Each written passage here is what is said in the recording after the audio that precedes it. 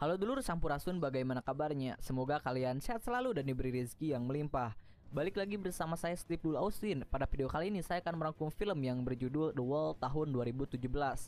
Oke lah dulur, tanpa panjang lebar lagi, kita langsung saja ke filmnya. Whoever it was, they're gone. Not a sign of a shadow. Di akhir tahun 2007, Perang Irak telah usai. Presiden Bush menyertakan kemenangan dan diberlakukanlah misi pembangunan kembali. Namun siapa yang menduga bahwa di hari yang sama, dua orang tentara Amerika yaitu Ace dan Matthew masih terjebak di area perang. Mereka di sini ditugaskan untuk menginvestigasi serangan sniper yang terjadi di wilayah konstruksi jaringan pipa. Di sana pun terlihat beberapa korban telah mati dengan keadaan tertembak di kepala. 20. Jeez. How long we been here, man? 18 plus? Selama kurang lebih 20 jam menunggu, Matthew yang merasa keadaan sudah aman mulai mengusulkan kepada Ace untuk menghampiri korban dan mengambil radio yang ada di sana. Awalnya Ace pun tidak setuju dan lebih menyarankan agar Matthew menunggu lebih lama lagi. Apalagi Ace pernah mendengar kalau Irak mempunyai sniper hebat bernama Juba yang mungkin saja korban-korban itu adalah ulahnya. 4 or 5 high just came in and bushwhacked. Yeah, he's a pro. Oh, fuck off. Probably the same as it always is. Namun karena tidak ada juga pergerakan dan agar mereka bisa cepat kembali ke pangkalan, akhirnya Matthew pun memaksa pergi sendirian. Ace yang masih berada di tempat persembunyiannya tampak mengawasi gerak-gerik si Matt. Bahkan sesekali tindakan konyol Matthew membuat Ace tertawa-tawa menyaksikannya. Namun tiba-tiba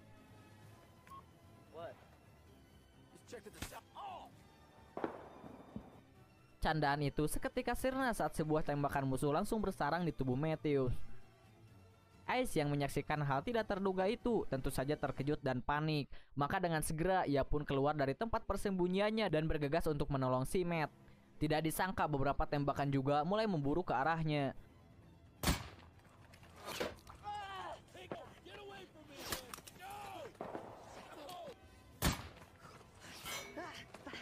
Bahkan salah satu tembakan tepat mengenai kaki kanannya.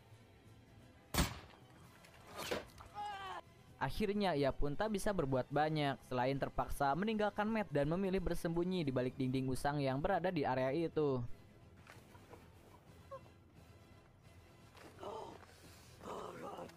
Dalam keadaan kesakitan, Ace pun segera menghubungi kantor pusat dengan bantuan sebuah radio yang dibawanya. Namun sangat disayangkan, radio yang akan digunakan itu ternyata antenanya rusak akibat tembakan dari sniper tadi. Saat sedang kebingungan, Matt yang telah terluka menanyakan kepada Ace tentang posisi sniper itu. Dan ia pun berencana untuk menembaknya langsung dengan satu tembakan. Ace yang memang tidak tahu posisinya di mana, akhirnya menyuruh Matt agar tidak melakukan niatnya tersebut karena resikonya bisa saja Matt yang mati duluan. Dalam keadaan masih menahan sakit karena luka di lututnya yang sangat parah, bahkan terus mengucurkan darah, Ace pun mencoba mencari tahu letak di mana si sniper itu dengan cara melobangi dinding untuk menempatkan teropong di sana.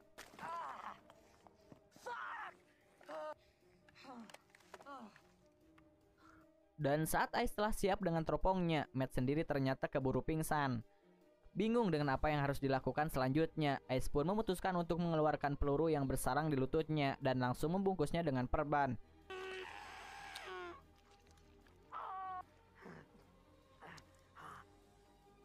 Namun karena memang terlalu banyak kehilangan darah, Ace pun akhirnya pingsan di sana.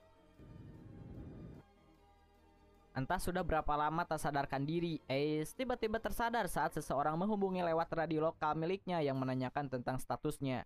Ia pun lantas memberitahukan kejadian yang terjadi di mana mereka berdua terluka dan telah disudutkan oleh sniper musuh.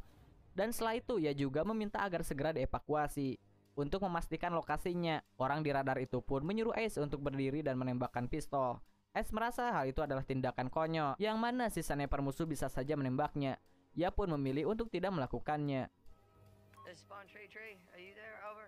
Di saat perbincangan itu, ada sesuatu hal yang membuat Ace curiga, di mana orang tersebut salah menyebutkan pangkatnya. Kecurigaan itu tidak berhenti di situ saja, apalagi saat ia mulai sadar dengan aksen orang di radio itu yang terdengar bukan asli Amerika.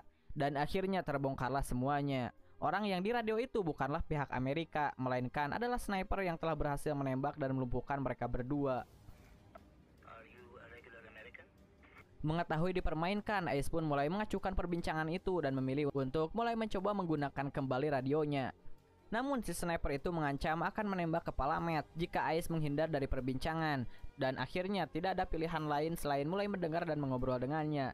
Di tengah-tengah obrolan itu, Ais pun kembali memperbesar lubang di dinding untuk melihat keberadaan di mana posisinya. Ia bahkan sampai menghitung letak jarak dari tembakan yang telah dilepaskannya. Sebenarnya si sniper itu berbicara ramah dan hanya ingin mengobrol saling berkenalan. Ia pun mengutarakan kalau dirinya adalah seorang warga biasa. Namun Ais yang sadar bahwa itu adalah musuh tentu tak ingin percaya begitu saja. Ais juga akhirnya ikut mengarang tentang latar belakang dirinya. Dan selanjutnya si sniper pun akhirnya menjelaskan bahwa dari kejauhan sana ia bisa menembak dengan tepat sasaran. Terbukti dari pemancar radio yang memang sengaja ditembak serta tempat air yang sengaja agar Ais kehausan. Belum cukup sampai di situ, Ais juga kemudian mendapat alasan tentang kenapa dirinya tidak langsung dibunuh saat keluar dari persembunyian. Semua penuturan itu membuat Ais marah dan habis kesabarannya. Dalam keadaan yang sangat jengkel, ia pun diam-diam mulai memperkirakan sisa peluru termasuk senjata yang digunakannya. Dan untuk lebih memastikan, Ais pun memancing pria tersebut dengan menyebutkan senjata yang dipakainya. Namun sniper itu bukan orang bodoh, ia memilih berbohong mengenai senjata yang digunakannya. Di sela-sela obrolan itu, Ais pun sedikit mendengar ada gesekan seng. Dan setelah dilihat menggunakan teropongnya, kemungkinan besar dia bersembunyi di atas tumpukan limbah yang ada di sana. Di sini Ais juga mulai menyimpulkan kalau dia adalah Juba, seorang legenda sniper Irak yang sangat mematikan yang pernah berhasil membunuh 75 tentara Amerika tanpa ketahuan dari mana melakukan tembakan. Untuk memastikan kalau Juba berada di tumpukan limbah itu, akhirnya Ais pun berencana membuat target palsu agar nantinya ia bisa melihat kilatan peluru yang berasal dari sana.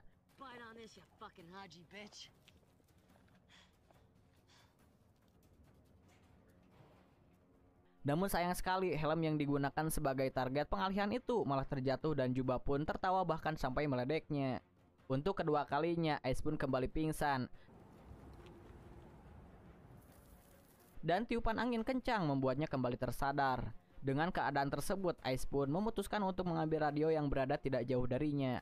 Tiupan angin yang kencang dapat ia manfaatkan sehingga pandangan Juba sedikit terganggu. Dan dengan cukup sulit, Ais pun akhirnya bisa mengambil salah satu ransel dan juga bahkan radionya.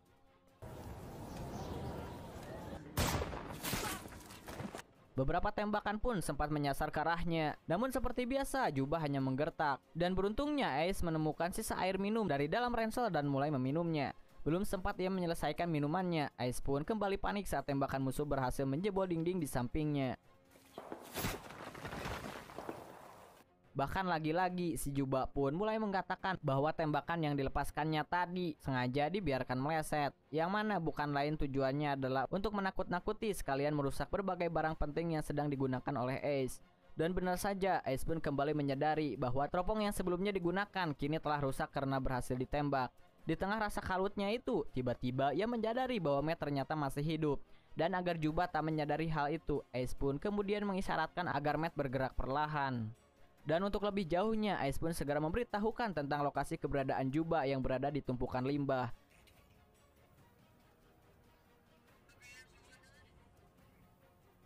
Untuk memperlancar taktiknya, Ais pun kembali mengajak Juba mengobrol, sampai ia benar-benar yakin kalau Matt bisa meraih senjatanya. Namun secara tidak sadar, saat Ais berbicara pada Matt, ternyata radionya menyala dan membuat Juba mendengarnya.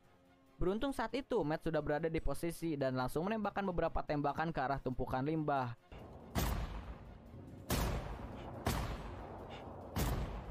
Namun sayang sekali usaha Matt tersebut gagal karena tidak lama setelah ia menembak, Juba pun langsung kembali membalas tembakan dan membuat Matt terkapar tepat di hadapan Ais.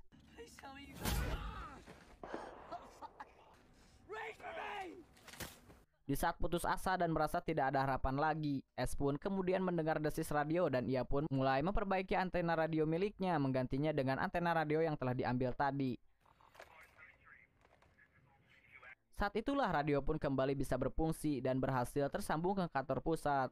Ais yang tadinya mulai menyerah seolah-olah kembali mendapat semangat baru dan harapan bahwa dirinya akan segera selamat. Namun sayang sekali, dengan cepat frekuensi radio Ais segera ditutup dan Juba langsung mengambil alih pembicaraan dengan kantor pusat dan mengabarkan kalau misi mereka aman-aman saja. Mendengar semua aman, kantor pusat pun mengabarkan kalau penjemputan akan dilakukan sore hari. Mendengar obrolan Juba dengan Pusat, ia pun jadi sadar kalau selama ini Juba tidak hanya membajak radio tetapi juga sengaja meminta bantuan dan membiarkan tentara Amerika datang ke tempat ini yang nantinya akan dibantai satu persatu. Dan untuk kedua kalinya ia pun kembali pingsan. Dan saat tersadar di sore hari ia pun langsung menghubungi Juba. Karena tidak ada jawaban juga, akhirnya Ace pun memutuskan untuk mengambil senjata milik Matt dengan bantuan sebuah tambang yang ia temukan. Sementara di sisi lain, mulai terlihat dua helikopter menuju ke arahnya. Sebelum bantuan itu tiba dan dibantai habis oleh Juba, akhirnya ia pun memutuskan untuk menyerang lebih dulu. Setelah senjata berada di posisi, ia pun nekat langsung meruntuhkan tembok yang tersisa. Hal itu membuat Juba sedikit kesulitan karena pandangannya terhalang oleh debu runtuhan. Akhirnya ia pun menembak secara acak di antara debu-debu itu. Dan saat itulah Ace pun melihat kilatan tembakan dan langsung menembakkan senjatanya ke arah kilatan itu. Dirasa sudah berhasil melumpuhkan Juba, Ace pun akhirnya berdiri dan penolong pun langsung mengamankan perimeter di sana. Saat akan dibawa, ia pun sempat mengatakan kalau di tumpukan limbah masih ada musuh. Namun sayang sekali mereka tidak mendengar karena suaranya terhalang oleh gemuruhnya suara heli yang ada di sana. Saat mereka mulai terbang melewati tumpukan limbah itu, tiba-tiba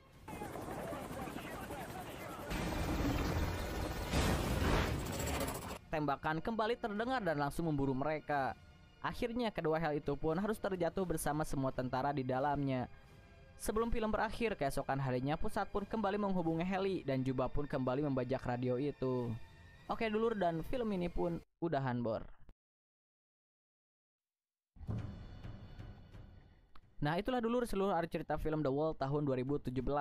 Jika ada kesalahan, saran maupun kritik silahkan tulis di komentar. Sekian dari saya Steve Austin unjuk diri dan mengucapkan terima kasih.